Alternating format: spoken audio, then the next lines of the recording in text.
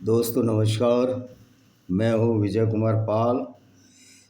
सबसे पहले मैं अपनी किताबों का तारुफ करा दूँ आपसे कि किताबें कोई बात नहीं कि किताबें जो मैंने लिखी हैं उनको पढ़िए, उनको देखिए कि किस तरह ये किताबें दुनिया के फ़ायदे के लिए बनी हैं, इस्लाम की सच्चाई को बनाने के लिए बनी हैं। इन किताबों को पढ़िए। ये पहली किताब है blender of blasphemy in blender by Vijay Kumar Pal, जिसमें ये बताया गया है। ये किताब आपको अमेज़न, गूगल, फ्लिपकार्ट पर मिल जाएंगी, जिसमें बताया गया है कि ब्लेस्फेमी के नाम से किस तरह इस्लाम लोगों को बर्बाद कर रहा है। गैर मुस्लिमों को ब्लेस्फेमी के नाम पर कत्ल कर दिया जाता है। और क्यों कत्ल कर दिया जाता है कि उनकी जो किताबों में लिखा है अगर वही हम बता रहे हैं तो उसको ब्लेस्फेमी कहा जाता है। आखिर इस्लाम में ऐसी क्या कमी है कि जो सच्चाई है उसको बताने से मौलाना डरते हैं और झूठी ब्लेस्फेमी के नाम पर लोगों का कत्ल करने का कार्य करते हैं। आपने देखा होगा नूपुर शर्मा को ने जो बोला वो इनकी इस्लामिक हदीसों में लिखा है कि किस तरह मोहम्मद साहब ने बनु कुरैज़ा के 700 से 900 लोगों को कत्ल किया और कत्ल करने के पश्चात उनकी औरतों को बाज़ारों में बेच दिया और उनकी औरतों के साथ बलात्कार किए और करवाए। ये बताने से अगर ब्लेस्फेमी है तो आपको उन हदीसों को बदल देना चाहिए। जिस तरह नूपुर शर्मा ने बोला कि आयशा बिन्त अबू बकर की खुद की हदीस है, सही मुस्लिम बुखारी, ये जो 6 हदीसें हैं, अल तिरमिजी, सही मुस्लिम बुखारी, अलन सुनाई और नसाई, ये 6 किताबें हैं जिनको ये 6 सही सत्ता कहते हैं, जो कि बिल्कुल ऑथेंटिक की बुक है। उन्हीं के आधार पर जब नूपुर शर्मा ने बोला कि आयशा बिन्त अबू बकर, जो अबू बकर की बेटी थी, 6 साल की उम्र में उससे शादी हुई मोहम्मद ने, जब मोहम्मद 51 साल का था, और 54 साल की उम्र में मोहम्मद ने उसके साथ मुशावरत की, यानी कि संभोग किया। तो उसने क्या गलत बोला था? लेकिन ये हमारी भारत सरकार, ये हमारा भारत का सुप्रीम कोर्ट किस तरह मुसलमानों को फेवर करने के लिए कुछ वोट मिल जाएंगे इनको, किस तरह से बीजेपी की सरकार जो ये दावा करती है कि हम तो हिंदुओं की सुरक्षा करेंगे, लेकिन बीजेपी की सरकार ने नूपुर शर्मा को, जो उसने सही बोला, उन दरिंदों के हाथों सौंप दिया। अब ये बताइए, ये हमें वातावरण ख़त्म करना नहीं करना? अगर हम कुरान की सच्चाई बता रहे हैं तो फतवे जो जारी हो जाते हैं, इनके खिलाफ लड़ाई लड़नी है नहीं लड़नी? क्योंकि हमारी इतने % आबादी होते हुए दुनिया में 120 करोड़ हिंदू तो यही हैं, और मैं हिंदुओं की बात नहीं कर रहा। अभी जो सबसे बड़ी लड़ाई है वो इस्लाम के विरुद्ध है, क्योंकि इस्लाम एक ऐसी विचारधारा है जो अपनी डिक्टेटरशिप 21वीं सदी में भी चलाना चाहती है, जबकि अब ये चलने वाली नहीं है। तो एक किताब इसी के आधार पर, विनेमस फैंग्स ऑफ कोबरा भाई विजय कुमार पाल, डेंजरस पॉइजन टू सोसाइटी, लिखी है मैंने। ये रुद्रा पब्लिकेशन बिलासपुर छत्तीसगढ़ पर है। वैसे ये अमेज़न और फ्लिपकार्ट में आपको मिल जाएगी।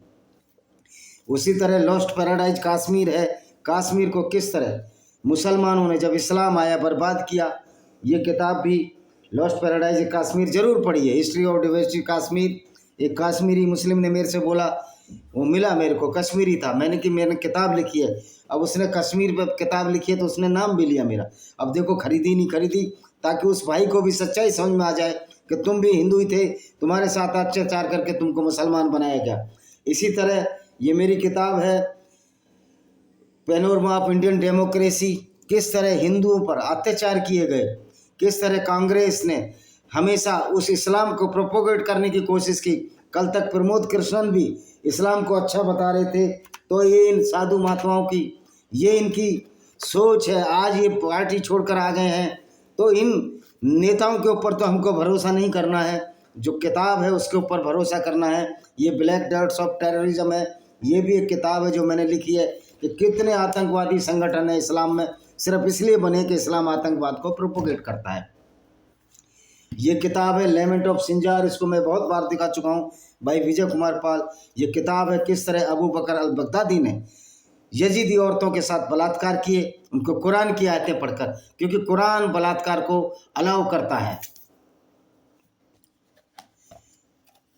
ये मेरी किताब है invaders and hidden facts by Vijay Kumar Pal. ये भी इसी पर आधारित है कि किस तरह इस्लामिक इन्वेडर्स ने देखिए, इस्लामिक आदमी इन्वेडर्स ही होता है, वो आक्रमणकारी होता है, चाहे वो अंदर रहे, भारत में रहे, चाहे वो बाहर रहे, क्योंकि इस्लाम की जो फितरत है, इस्लाम की सोच इसी तरह की है कि हमको पूरी दुनिया में इस्लाम फैलाना है।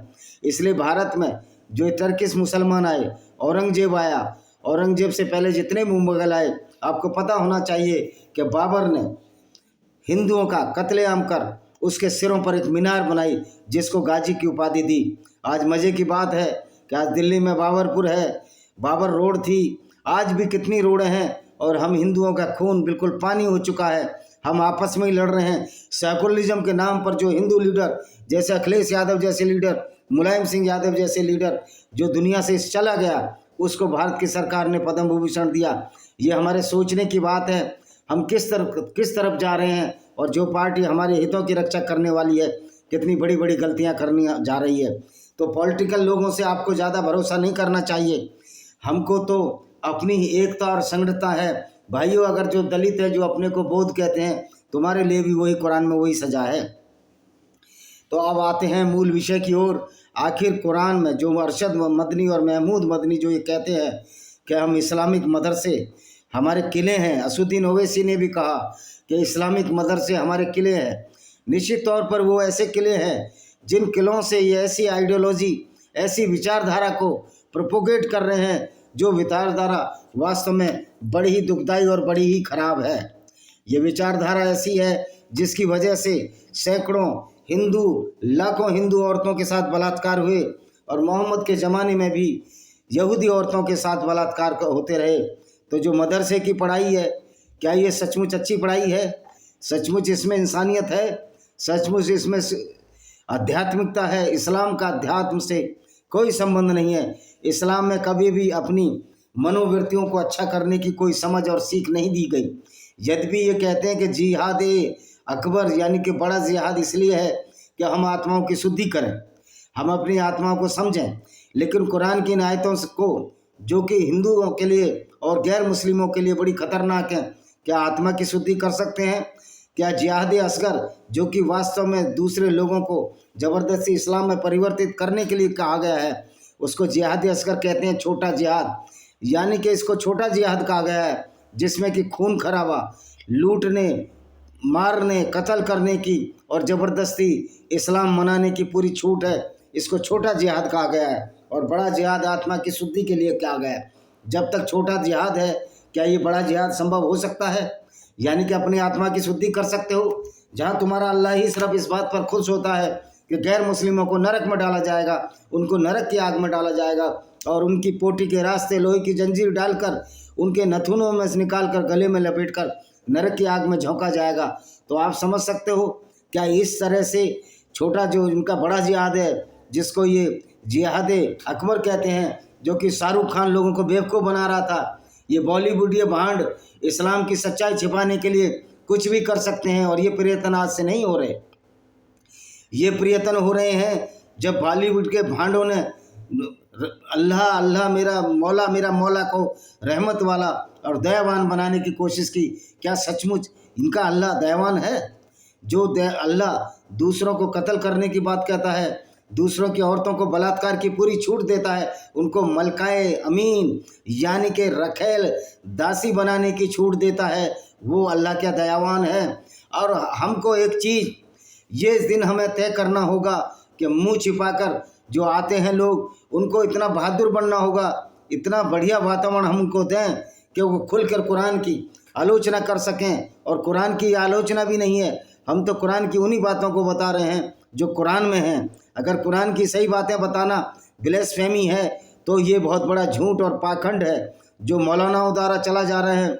एक राक्षसी मौलाना था, वो मर गया, खादिम रिजवी, जो पाकिस्तान का था। और ये हमारे मुस्लिम भाइयों को भी समझ लेना चाहिए, क्या वास्तव में आपका पैगंबर ऐसा आइडियल और रोल मॉडल होता है कि जो दूसरों को तुम्हारा पैगंबर इस तरह का आइडियल जो दूसरों की औरतों को लूटकर उनको बाज़ारों में बेच देता हो, जिस तरह मोहम्मद साहब ने बनु कुरैजा की औरतों के साथ किया, और मोहम्मद साहब ने बहुत सी दासियां खरीदी। क्या रोल मॉडल पैगंबर ऐसा होना चाहिए जो औरतें भी गिफ्ट में ले ले? एक मारिया अलकिबतिया को मोहम्मद ने गिफ्ट में लिया और उसके साथ जीना किया। अब ये कुछ कट्टर किस्म के लोग कहते हैं कि मोहम्मद जो पैगंबर थे उनको सब कुछ माफ़ है। तो आज सोचिए अगर ये पैगंबर आज जिंदा होते मोहम्मद, क्या ये सब कुछ माफ़ होता? क्या हमारे भीमराव अम्बेडकर बाबा साहब का संविधान उनको जेल की सलाखों के बीच में नहीं डाल देता? क्योंकि आप किसी को लूटेंगे तो आप जेल में जाएंगे, किसी को कत्ल करेंगे तो जेल में जाएंगे। मैं नील मोहन जी से कहना चाहता हूँ जो यूट्यूब के CEO है कि आप तो इंडिया के हो, हम जो ये काम कर रहे हैं ये मानवता को बचाने के लिए कर रहे हैं, इस्लाम की असलियत को बताते हुए हिंदुओं को और गैर मुस्लिमों को सावधान करने की कोशिश कर रहे हैं कि इस्लाम वो आइडियोलॉजी नहीं है जिसमें कहीं भाईचारा हो। ये सब झूठ और बकवास लिखा गया है। बिस्मिल्लाहिर्रहमानिर्रहीम कि हम शुरू करते हैं अल्लाह के नाम से, बड़ा दयालु है। वो अल्लाह कैसे दयालु हो सकता है जो लोगों को हमेशा कत्ल करने की बात करे, लोगों को नरक में डालने की बात करे, उनकी औरतों को लूटने की बात करे, उनकी औरतों में बाजार में बेचने की भी अनुमति दे, और उस लूट में से 20% हिस्सा अल्लाह अपने रसूल या पैगंबर को दे। इनकी आयतें हैं सैकड़ों जिसमें लिखा गया है कि पैगंबर कुछ भी कर सकता है। तो पैगंबर ना हुआ कोई निरंकुश व्यक्ति होगा। इस तरह का निरंकुश व्यक्ति आज के युग में चल नहीं सकता। यह हमको सोचने और समझने की ज़रूरत है। आज जितने भी पैगंबर हुए, जैसे कि इस्लाम में कहते हैं 1,24,000 पैगंबर हुए, 1,24,000 पैगंबर हुए, ये अकेला पैगंबर था जो लूट मार में मशगूल था। अगर यहूदियों का पैगंबर जो मोसेस था, जिसको इन्होंने मूसा बना लिया, उसने भी लड़ाई नहीं लड़ी। जब मिस्र वालों से उसकी लड़ाई हुई वो अपना देश छोड़कर इजराइल चला गया जो आज यहूदियों की लैंड है, क्योंकि मोसेस और डेविड यहूदियों के धर्मगुरु हैं, उनके पैगंबर हैं। लेकिन ये वाहिद पैगंबर था जिसने पूरी दुनिया में आया, लूट मार मचा दी, औरतों से बलात्कार होने शुरू हो गए, इब्न तहरूस बलात्कार भी हो गए। और ये पैगंबर मोहम्मद था जो कहता था अगर लूट के समय कोई बच्चे या औरतें मारी जाएं तो कोई बात नहीं, ये भी उन्हीं दुश्मनों से है जिनको हम लूटना चाहते हैं या जिनको हम कत्ल करना चाहते हैं। तो ये ऐसा पैगंबर था जो इस्लाम के नाम पर लोगों को कत्ल करता रहा, और यही विचारधारा आज मदरसों में पढ़ाई जा रही है। जो महमूद मदनी और अरशद मदनी कहते हैं कि मदरसों में कोई गलत नहीं पढ़ाया जाता, इस्लाम की शिक्षा ही पढ़ाई जाती है, तो इस्लाम की शिक्षा ही तो गलत है। इस्लाम पूरी दुनिया के लिए बना नहीं। इस्लाम एक गिरोहबंदी है, इस्लाम एक प्लेटफार्म है जो उन लोगों को जो अल्लाह, झूठे पैगंबर और उस शैतानी फरिश्ते जिब्रील में, शैतान कहना उचित होगा कि ये फरिश्ता, ये शैतानी फरिश्ता था, ये कोई अच्छा फरिश्ता नहीं था। वो ऐसी ऐसी आयतें लाया जो कि पूरी दुनिया का विनाश हो गया, पूरी दुनिया की औरतों की इज्जत लूटी गई। तो इस्लाम से आज बहुत बड़े खतरे पूरी दुनिया को हैं। इस्लाम दो तरह का खतरा इस्लाम को है।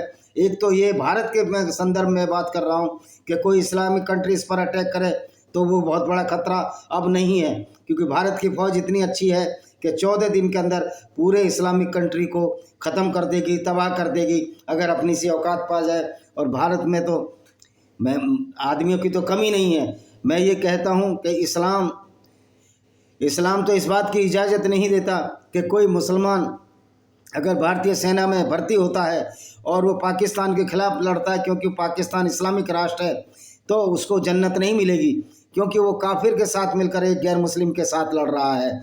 तो ये है इस्लाम का घिनौना रूप जो पूरी दुनिया के मानवता को विनाश करने के लिए पैदा हुआ है। तो ये तो खतरा हुआ बाहरी, इंटरनल खतरा ये है कि जो मदरसों में अरशद मदनी और महमूद मदनी जो पढ़ाई कर रहे हैं वो कट्टर देवबंदी हों या बरेलवी हों, यही सबसे बड़े इस्लामिक आतंकवाद के केंद्र हैं। दूसरी बात ये कहना कि इस्लामिक आतंकवाद कहने की ज़रूरत नहीं है। जब इस्लाम को जैसा का तैसा पढ़कर उस पर वो अमल करता है कोई भी मुसलमान, तो वो आतंकवादी अपने आप ही बन जाता है, क्योंकि इस्लाम की पढ़ाई ऐसी है, इस्लाम की सुन्नत और सीख ही ऐसी है कि क्योंकि इस्लाम की पढ़ाई ये कहती है कि गैर मुस्लिमों को कत्ल कर पूरी दुनिया में इस्लाम फैलाना है। भारत जो दारुल हर्ब है इसको दारुल इस्लाम बनाना है।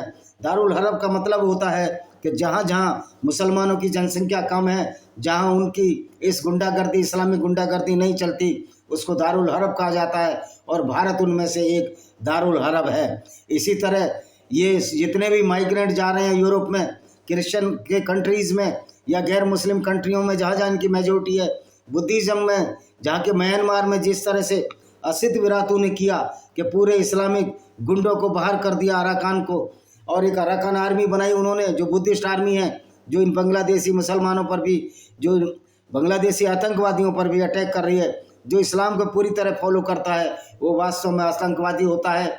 देखिए इनकी कुछ आयतें ऐसी है जिससे साबित हो जाता है कि इस्लाम एक बहुत बड़ी पनौती है, एक बड़ी लानत है और हमको अब डरना नहीं है। अगर डर गए तो मर गए। खुलकर इस्लाम की सच्चाई बताने में क्या डर है, क्योंकि यही किताब में इनकी में पढ़ाया जा रहा है। और कोई मौलाना आए ना, महमूद मदनी, अरशद मदनी जी, असुद्दीन ओवैसी जी और जितने मौलाना हैं, एक इस्लामिक राक्षस वहाँ शिकागो में बैठा है जिसका नाम है यासिर अल वजीदी, वो आए सामने बताए कि इस्लाम में क्या सच्चाई है, क्या इस्लाम मानवता के लिए है। तो आज इस्लाम की जो इंटरनल खतरा है उन मुसलमानों से है जो इस्लाम को मानते हैं और उनके मन में यही है कि पूरी दुनिया में, पूरे इंडिया में इस्लाम फैलाएंगे। लेकिन ये अब उनकी ये चीज़ उनकी होने वाली नहीं है, क्योंकि इस तरह की मूर्खताएं प्राय चलती नहीं हैं। तो आप देख सकते हैं कि किस तरह अरशद मदनी और महमूद मदनी जो चाचा भतीजे हैं कि झूठ बोलते हैं कि इस्लाम में हम तो वही पढ़ाते हैं, कोई आतंकवाद नहीं पढ़ाते जो इस्लाम में लिखा हुआ है। तो दोस्तों वो जो इस्लाम में लिखा हुआ है वही तो इस्लामिक आतंकवाद है। कुरान ही तो इस्लाम को, आतंकवाद को बढ़ावा देती है। तो ये हमें सोचने समझने की बात है कि यूट्यूब को भी सोचना चाहिए कि अगर हम इस्लाम की सच्चाई को सामने ला रहे हैं, देखिए मरने और उनसे से डरोगे तो मार तो हम भी सकते हैं, ऐसा कुछ नहीं है, किसी के हाथ बंधे नहीं है, किसी के हाथ में चूड़ियाँ नहीं पड़ी हुई। ये तो हमारा सनातन वैदिक धर्म है जो ये कहता है कि हमें किसी से लड़ना नहीं है। लेकिन इसका मतलब ये भी नहीं है कि हम डर जाएंगे। सटे साटे समाचार हमको भी आता है कि जब किस तरह से ऐसे राक्षसों का वध करना है, और ये हमारी किताब गीता में स्वीकार्य है। तो आप समझ सकते हैं कि ये मुंह पर कपड़े बांधने वाली इस स्थिति से अब बचना होगा। हमें सच्चाई को कहना होगा, सच्चाई को समझना होगा। अगर हम सच्चाई को समझकर उससे डरते हैं तो उनका इम्प्रेशन बढ़ता है, ऐसे गलत लोगों का इम्प्रेशन बढ़ता है जो इस्लाम के नाम पर, और इस्लाम तो है ही आतंकवाद कर रहे हैं और बड़े खुश हो रहे हैं कि लोग डरते हैं। तो आज खुलकर सामने आना होगा। इजराइल की उदाहरण लिया जा सकता है। देखिए जो ज़मीन थी ये इजराइल की थी, मुसलमानों की कोई ज़मीन नहीं है। मुसलमान तो 1400 साल पहले आए थे, इन्होंने पूरी ज़मीन पर कब्जा ये कहकर कि सारी ज़मीन अल्लाह की है, पूरी ज़मीन पर कब्जा कर लिया, क्योंकि इनके कुरान में आयत है कि अल्लाह की बनाई हुई ज़मीन है। जबकि अल्लाह तो एक अज्ञानी अल्लाह है, मूर्ख अल्लाह है। वो अल्लाह ज़मीन कैसे बना सकता है जिसको तो यही नहीं पता कि ज़मीन गोल है या चपटी है। तो इस तरह की हरकतें करते हैं। देखिए कि किस तरह से इस्लाम के नाम पर लोगों को कत्लो गारत किया जा रहा है और लोगों को बेवकूफ़ बनाया जा रहा है। ये मौलानाओं की बातों में मत आइए मेरे मुस्लिम भाइयों। तुम्हारा पैगंबर, अच्छा जब कुरान में ये सब कुछ बताते हैं, कुरान की आयतें बताते हैं, तो वो चीज़ें क्यों नहीं बताते कि मोहम्मद साहब के काफिले भी लूटते थे? उसको ये नहीं बताएंगे, उसमें इनकी शर्म है। देखिए तो आज हम चैप्टर 3 का सूरह आले इमरान पढ़ते हैं और बताते हैं कि हम इसको सिद्ध करेंगे कि कुरान वास्तव में एक गुंडागर्दी की किताब है और गुंडागर्दी के सिवाय ये कुछ नहीं है। तो देखिए चैप्टर 9 की पहली 5वीं आयत हम आपको बता देते हैं। चैप्टर 9 अल-तौबा आयत नंबर 5 कहती है कि जब रमज़ान के पवित्र महीने बीत जाएं, गैर मुस्लिमों को या मुस्क्रीन को, आपको एक और बता दूं कि पीपल ऑफ बुक का मतलब है जिसका कुरान में उल्लेख किया है वो लोग हैं पीपल ऑफ बुक, जैसे कि यहूदी और नसारा।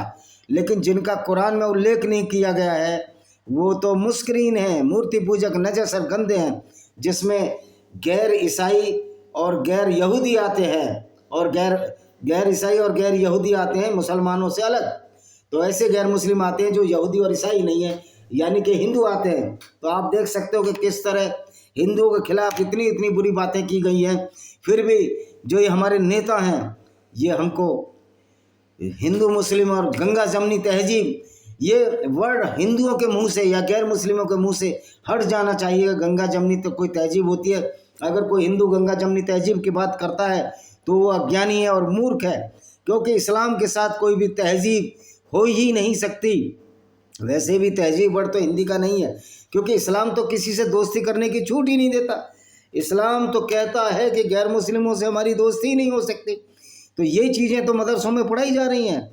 ये जितने भी मदरसे हैं ये आतंकवाद का केंद्र हैं। और ये PEW की रिसर्च है कि सारे आतंकवादी मदरसों से ही निकलते हैं। और मैं तहे दिल से उन लोगों को धन्यवाद देना चाहता हूँ जो पाकिस्तान में उन हाफिज सईद के साले को मारा, तो पाकिस्तान के उन एक्स मुस्लिमों को, उन इंसानियत के लोगों को, इंसानियत के देवताओं को मैं धन्यवाद देना चाहता हूँ कि आपको आतंकवादियों को इसी तरह निपटाना होगा। और इस काम में हमारे उन भाइयों का भी सहयोग जरूरी है जो इस्लाम छोड़ चुके हैं। अरेबिक नाम रखने से वो मुसलमान नहीं है, दिखाने के लिए उनको कुछ डर है। अभी उनकी मेजोरिटी जिस दिन पाकिस्तान में गैर मुस्लिमों की या इंसानियत के देवताओं की बढ़ जाएगी, तो ये गुनाहों का देवता जो कि इस्लाम बनाता है, इन गुनाहों के देवताओं की इतनी हिम्मत नहीं होगी कि वो बेचारे छिप कर रह सकें। ये बड़े दुर्भाग्य की बात है कि भारत जैसे देश में भी नूपुर शर्मा, विजय कुमार जिंदल को संरक्षण में रहना पड़ रहा, छुप कर रहना पड़ा है। आखिर ऐसी स्थिति हम कावड़ हिंदुओं की इसी वजह से बनाई। अभी भी मेरे चैनल पर हमारे भाई हैं, उन्होंने कमेंट किया है कि भाई कट्टरता हो, तो भाई आप कट्टरता के खिलाफ अब नहीं लड़ोगे तो अगली पीढ़ी आपकी परेशान होगी। क्या आपको अपनी अगली पीढ़ियों का भविष्य नहीं दिख रहा? अगर राणा प्रताप, छत्रपति शिवाजी और गुरु गोविंद सिंह जी ना लड़ते इस गुंडागर्दी भरी आइडियोलॉजी जिसको कि हम इस्लाम के नाम से जानते हैं, तो क्या आज हिंदू बसते?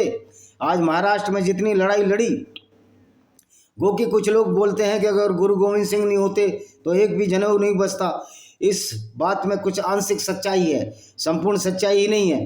क्योंकि गुरु गोविंद सिंह जिस जमीन पर पैदा हुए, जो कि पंजाब की धरती है, आज भारत के पंजाब को और पाकिस्तान के पंजाब को नापो तो कितने हिंदू और सिख बचे हैं? 13 करोड़ की आबादी में बमुश्किल 3 या 4 करोड़ ही हिंदू या सिख बचे हुए हैं। तो उनके आंशिक सफलता, फिर भी उन्होंने लड़ाई लड़ी। उनको तहे दिल से धन्यवाद देना चाहिए गुरु गोविंद सिंह का। लेकिन संपूर्ण लड़ाई इसलिए नहीं लड़ पाए वो, क्योंकि कुछ गद्दार भी उन लोगों में थे, हम ही में से कुछ गद्दार थे। उसकी वजह से हम संपूर्ण लड़ाई नहीं लड़ पाए। मराठों में गद्दार बहुत कम थे, तो छत्रपति शिवाजी ने बहुत ही जोर से लड़ाई लड़ी और वहाँ इस्लाम को लगभग खदेड़ दिया मराठों ने। लेकिन राजस्थान में गद्दारों की कमी नहीं रही, उन गद्दारों की कमी नहीं रही जो राणा प्रताप को अकेले होकर लड़ना पड़ा। एक अकेला पूरा वंश ही इस बात की गारंटी वो हिंदुओं के लिए लड़ रहा था, वो राजपूतों के लिए नहीं लड़ रहा था। लेकिन कुछ लालची किस्म के लोग जो हर जगह होते हैं, उन्होंने पूरी तरह से इस बात को नकार दिया और लालच बस ऐसी आइडियोलॉजी को अपने ऊपर हावी होने दिया जो आइडियोलॉजी हमेशा से गैर मुस्लिमों के खिलाफ रही है। आप सोच समझते हो जो व्यक्ति उस आइडियोलॉजी विचारधारा के मुसलमानों का साथ दे रहे थे, भारत के कोई भी लोग हों XYZ, वो लोग किस तरह की एक दुधारी तलवार पर चल रहे थे। उनको न कुरान का ज्ञान था न इस्लाम का ज्ञान था। ये तो टेक्नोलॉजी है भारत की, या ये जो यूट्यूब आ गया है, जो इंफॉर्मेशन टेक्नोलॉजी जो कि सभी की है, की वजह से इस्लाम का आज पर कच्चे उड़ रहे हैं, धज्जियाँ उड़ रही हैं। कोई भी मौलाना आज सामने आकर बहस करने को तैयार नहीं है। तो दोस्तों, जो इंटरनल इस्लाम है, जो मदरसों में पढ़ाई हो रही है, वही एक आतंकवाद है। क्योंकि इस्लाम की वही पढ़ाई करेंगे, कोई नई कुरान तो ये बना नहीं देंगे। जो ये अरशद मदनी और महमूद मदनी कहते हैं, तो ये कौन सी कुरान पढ़ा रहे हैं? यही कुरान पढ़ा रहे हैं जो दुनिया में फसाद पैदा करने के लिए पैदा हुई, या कोई नई कुरान गढ़ ली है जिसमें कि हिंदू मुस्लिम भाईचारे की बात होती है। तो ये हिंदू मुस्लिम भाईचारे की बात कुरान के हिसाब से बस अब बेईमानी है, इसका कोई वैल्यू नहीं है, ये मूर्खतापूर्ण बात है। और जो लोग सेकुलरिज्म की बात करते हैं वो नंबर 1 के मूर्ख हैं, उनको कुछ पता ही नहीं है कि वास्तव में इस्लाम क्या है और इस्लाम की आइडियोलॉजी क्या है। इसीलिए मौलाना जब नूपुर शर्मा ने सही बोला, आज तो लाखों चैनलों पर यही बोला जा रहा है कि मोहम्मद साहब 51 साल के थे जब 6 साल की लड़की आयशा बिन्त अबू बकर से शादी की, और अबू बकर इनका पहला खलीफा था। अब किस तरह का मूर्ख बाप था जो अपनी बेटी को 51 साल की उम्र में, एक 6 साल की बेटी को 51 साल के बाबे को कर दे, और ये सोचकर कि वो खलीफा बन जाएगा, और यही वजह है कि वो खलीफा बना। तो इस्लाम इसी तरह से पैदा हुआ है, इस्लाम इसी तरह से परेशान करने के लिए पैदा हुआ है। ये इस्लाम की सच्चाई है। इसी सच्चाई को बताने के लिए हम कुरान की कुछ आयतें आज आपको बताएंगे। देखते हैं कि इसमें 200 आयतें हैं सूरह अल इमरान, और जो खास आयतें बताएंगे। देखिए इनकी देखो 2-3 आयतें तो बड़ी ख़राब हैं। अल्लाह के नाम से जो अत्यंत कृपाशील दयावान है। अल्लाह दयावान है ही नहीं, अल्लाह क्रूर और अत्याचारी है। अल्लाह है ही नहीं। आलिफ लाम मीम ये क्या है? कुछ नहीं है। अल्लाह की तीसरी आयत, अल्लाह के सिवाय कोई पूज्य नहीं है, वह जीवित नित्य स्थायी है। देखिए अल्लाह ही पूजनी नहीं है, खाली अल्लाह को आप कह दो कि वो पूजनी नहीं है, ये दुनिया शांति का सागर बन जाएगी, शांति का टापू बन जाएगी। उसी ने आप पर सत्य के साथ पुस्तक उतारी है जो इससे पहले की पुस्तकों के लिए प्रमाणकारी है। उसी ने तौरात और इंजील उतारी है। अब मोहम्मद को चुल थी कि ये जो तौरात और इंजील है ये भी अल्लाह ने लिखी है। तो भाई जब अल्लाह ने तौरात और इंजील लिखी है तो उन किताबों में तो अल्लाह का नाम ही नहीं है, उन किताबों में तो मोहम्मद का नाम ही नहीं है, उन किताबों में तो कुरान का नाम ही नहीं है। तो फिर ये कैसे उसकी किताब हो सकती है? तो ये कहते हैं कि मेरा नाम, अल्लाह का नाम और कुरान का नाम इन लोगों ने हटा दिया है। तो मैं पूछना चाहता हूँ वो कौन सी किताब है, वो कौन सा कुरान और बाइबिल है, ओल्ड टेस्टामेंट, जिसमें अल्लाह, कुरान और उसका नाम, वो किताब तो होगी तुम्हारे पास। तो ये झूठ बोला जाता है। इस्लाम एक झूठ का पुलिंदा है। इससे पूर्व लोगों के मार्गदर्शन के लिए फुरकान उतारा था, जिसने अल्लाह की आयतों को अस्वीकार कर दिया। उनके लिए कड़ी यातना है, अत्यंत अर्थात तौरात इंजील अपने समय में लोगों के लिए मार्गदर्शन थी, परंतु फुरकान यानी कुरान उतरने के पास अब मार्गदर्शन कुरान पाक में। तो कुरान पाक का मार्गदर्शन तो गुंडागर्दी का मार्ग है, औरतों को बलात्कार करने का मार्ग है, औरतों को लूटने का मार्ग है, इस तरह का मार्ग है ये। निसंदेह अल्लाह से आकाश और धरती की कोई चीज़ छिपी नहीं है। अल्लाह तो जानता ही नहीं धरती किस नाम की है, क्योंकि मोहम्मद नहीं जानता था। तो मोहम्मद और ही अल्लाह है, अल्लाह ही मोहम्मद है, ये कह सकते हैं। वही तुम्हारा रूप गर्भाशयों में जैसे चाहता है बनाता है, कोई पूजनीय नहीं, परंतु वही प्रभावशाली तत्व है। गर्भाशयों में तो मोहम्मद को तो पता ही नहीं था। वो एम्ब्रोलॉजी, कुरान में एम्ब्रोलॉजी भी गलत लिखी गई है। तो ये 6 आयतें हैं आज की, और कल पूरी आयतें बताएंगे, क्योंकि आज हमने बहुत सारा डिक्टेशन इस पर दिया था कि वास्तव में इस्लाम जो है कोई अच्छी आइडियोलॉजी नहीं है, विचारधारा नहीं है। और मैं चैलेंज करता हूँ, मेरी किताब में पूरा इस्लाम ही लिखा हुआ है। अगर किसी मौलाना को बहस करनी है इस्लाम पर, कुरान पर, तो आकर बहस कर ले। अरबी भी सीख चुका हूँ मैं, आइए और बात करिए, अरबी में बात करिए, अरबी की वोकैबुलरी में बात करिए। आपके लिए खुला मंच है। इसलिए आज सऊदी अरब ने भी बोला कि नमाज कम पढ़ो, नमाज पढ़ने से आतंकवादी बनते हैं, क्योंकि नमाज में वही सब लिखा है जो आतंकवाद है। कुरान का एक एक शब्द आतंकवादी बनाता है इंसान को। और ये मौलाना, सारे मौलाना झूठ बोलते हैं कि इस्लाम, और ये कुरान खुद झूठ बोलती है। कुरान एक झूठी पुस्तक है। ये अल्लाह कैसे अच्छा हो सकता है जो दूसरों की औरतों को लूटने की छूट दे, मोहम्मद को ये छूट दे कि काफिले लूटो, जो मोहम्मद लूटता रहा, और 20% हिस्सा उसमें से रख ले। जो सफिया के साथ इन्होंने बलात्कार किया, मोहम्मद ने उसके पति को मारा, किनान अल रबी को कामांध होकर, और उसके पिता को मारा उसी रात ही उसके साथ सोया। ये ऐसा पैगंबर है, ऐसा पैगंबर आपको चाहिए। तो मुसलमान भाइयों को सोचना है। और भैया मुकर्रम साहब हैं बुगरासी गांव के, बार बार वो वीडियो डालते रहते हैं, नबी के रास्ते पर चलना चाहिए। उनकी अम्मा भी चल रही है, बेचारे अकरम मुकर्रम को ये पता नहीं, और उसकी अम्मा को पता नहीं कि नबी का रास्ता तो बड़ा खतरनाक है। नबी के रास्ते की वजह से तो लाखों करोड़ों औरतों के बलात्कार हुए। मोहम्मद के ज़माने से आज तक लाखों करोड़ों की जानें गई इस्लाम के, नबी के रास्ते पर। तो नबी के रास्ते को ही ख़त्म करना है हमें। हम ऐसे व्यक्तियों को नहीं चाहते इस दुनिया में जो नबी के रास्ते पर चलें और पूरी दुनिया में फसाद फैलाएं, औरतों से बलात्कार करते फिरें, काफिले लूटते फिरें, और हमारे मंदिर, गिरजे, चर्च और सिनेगोग गिराते फिरें। आज पूरी दुनिया के गैर मुस्लिमों को इकट्ठा होने की ज़रूरत है अगर आप दुनिया बचानी है। और my appeal to all European country, please don't give asylum to these Islamic monsters, because these peoples are following the same Islamic dictatorship which was followed by so-called Prophet Muhammad, and he looted or robbed so many women, so many caravans of the business caravans of the Jews, and so many killing of the non-Muslims Jews since inception of Islam। तो आज पूरी दुनिया इस्लाम की वजह से बहुत ही मुश्किल के दौर से गुजर रही है। इस मुश्किल से दौर से गुजरने का यही तरीका है कि हम अपने मुस्लिम भाइयों को समझाएं कि आप उस व्यक्ति को अपना पैगंबर कैसे मान सकते हो जो काफिले लूटता हो, जो औरतों को लूट कर बाज़ारों में बेचता हो। अगर कुछ रेडिकलाइज हैं जो सच्चे इस्लाम पर अभी भी लड़ रहे हैं, तालिबान है जैसे, हमास है, तो उनका एक ही जवाब है, उनको शस्त्र से ठंडा किया जाएगा, निस्तेज किया जाएगा। और इतनी बड़ी गैर मुस्लिमों की आर्मी होने के बाद हम इस्लामिक टेररिज्म को ख़त्म नहीं कर पा रहे हैं, ये हमारे लिए शर्म का विषय है। ये चुनौती नहीं है, शर्म का विषय है। हम क्यों नहीं इस्लाम की सच्चाई को समझकर उसके खिलाफ उसी ताकत से लड़ते जिस ताकत से हमको लड़ना चाहिए था। हमारे पास बहुत ताकत है। जब आपके पास अच्छाई और सच्चाई होती है तो इस्लाम जैसी डिक्टेटरशिप से लड़ने के लिए बहुत ताकत अपने आप आ जाती है। बस हौसला और जज्बा होना चाहिए।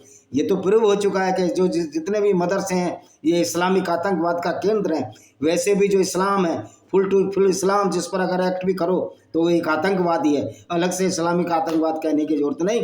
इसी के साथ आप मेरी किताबों को जरूर पढ़िए, हमें सहयोग दें, किताब खरीदने के नाम पर सहयोग दें, जिससे कि हम आपकी सेवा कर सकें और नए नए वीडियो आपके सामने ला सकें। इसी के साथ मैं इस वीडियो को विराम देता हूँ। वंदे मातरम, जय हिंद, आपका दिन शुभ हो।